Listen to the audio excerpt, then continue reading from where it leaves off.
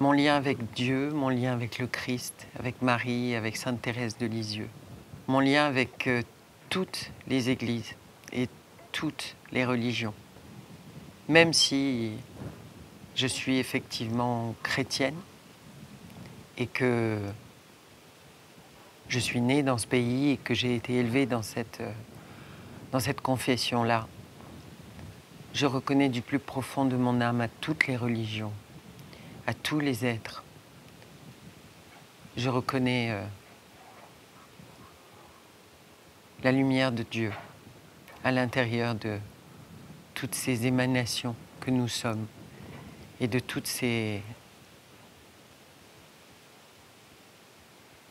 merveilleux enseignements que nous avons reçus.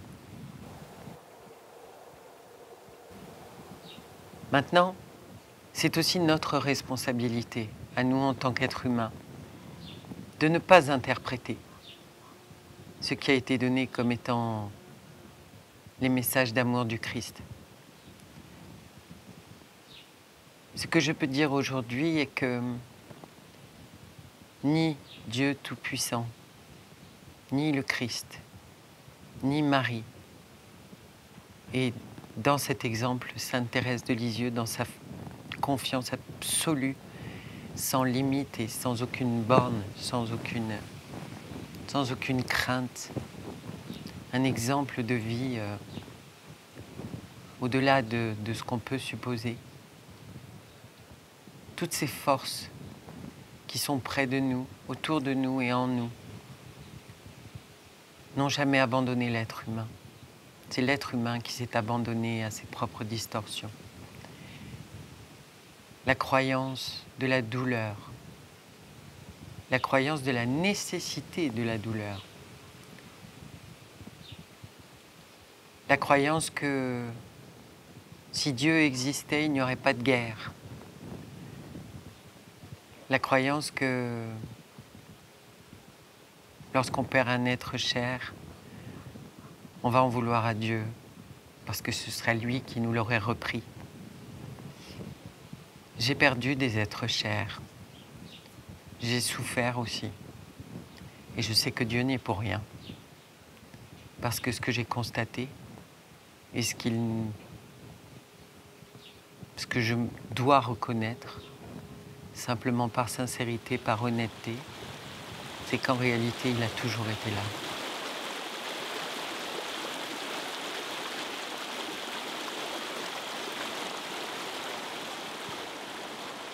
Découvrir Dieu est une aventure quotidienne et je ne m'en lasse pas. On peut l'appeler de beaucoup de noms. Dans mon cœur, à l'intérieur de moi,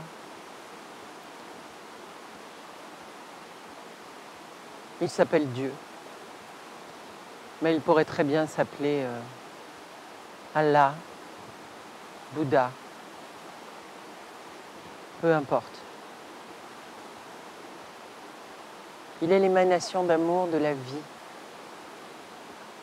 Il est l'immense bienveillance de la vie, dans une harmonie et un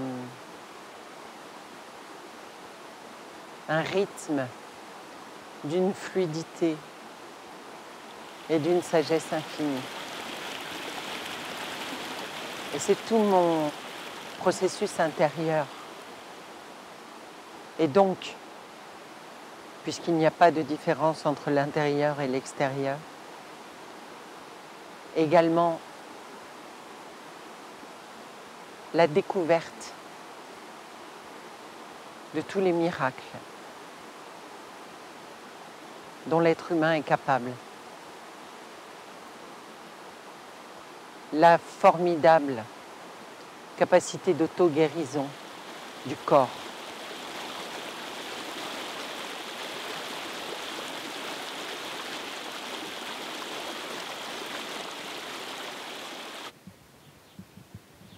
Dieu là-dedans, dans toute cette aventure, dans toute cette histoire, Dieu, je l'ai rencontré quand j'étais toute petite, quand j'étais tout enfant et je priais pour que le monde guérisse.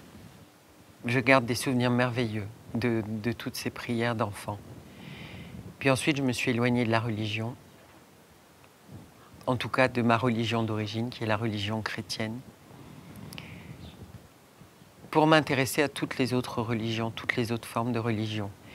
Et pour petit à petit me rendre compte que chaque peuple, chaque religion parlait au fond du même Dieu, simplement avec des langages différents, des accents différents, des virgules différentes, mais qu'au fond, nous parlions tous du même amour.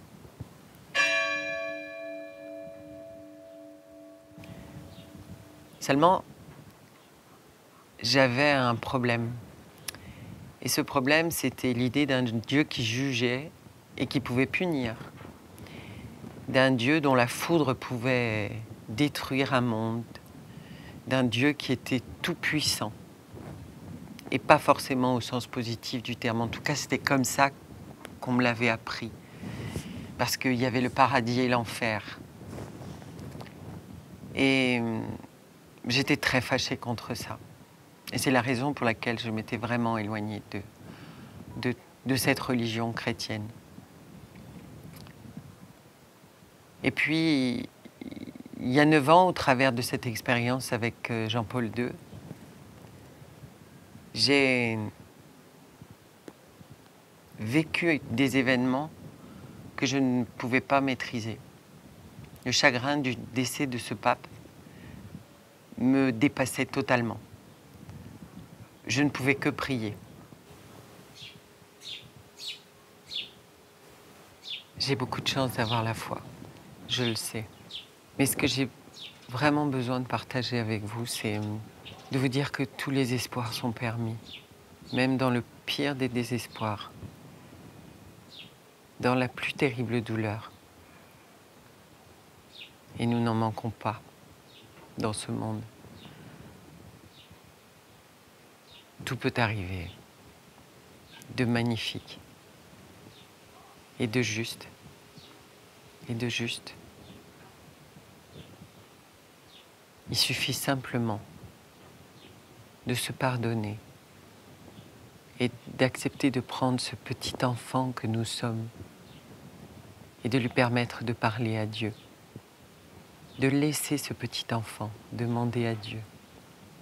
Laissez venir à moi les petits enfants, car c'est à ceux qui leur ressemblent que le royaume des cieux appartient. Cette phrase-là, elle est elle aussi essentielle, parce que c'est dans notre cœur d'enfant que Dieu va nous entendre, inévitablement. Ça ne sera pas dans nos positions d'adultes forts, puissants, capables, brillants, talentueux, vertueux ou pas.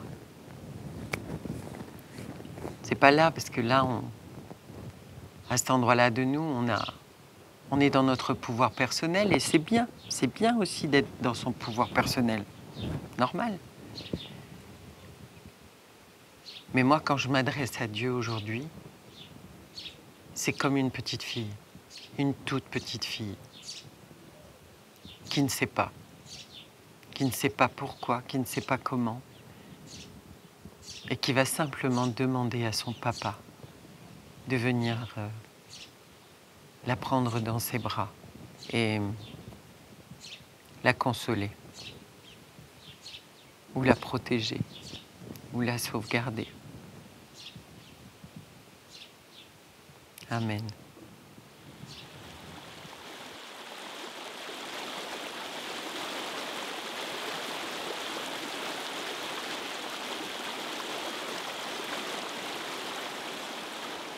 Dans mes prières à Dieu, j'étais d'abord perdue. J'avais tendance à répéter les mots que j'avais appris. Et j'avais l'impression d'être une sorte de perroquet.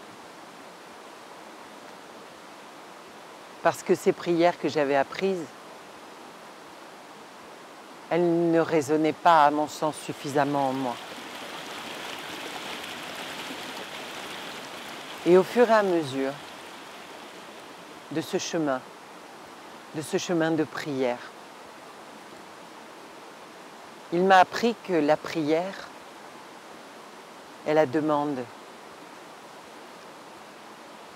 que la méditation, c'est écouter sa réponse,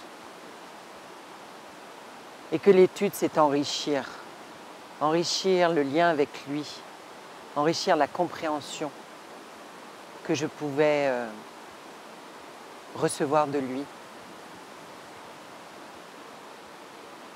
J'ai compris aussi que j'avais le droit d'écrire mes propres prières, du moment qu'elles venaient de mon cœur, du plus profond de moi, de l'enfant que j'étais.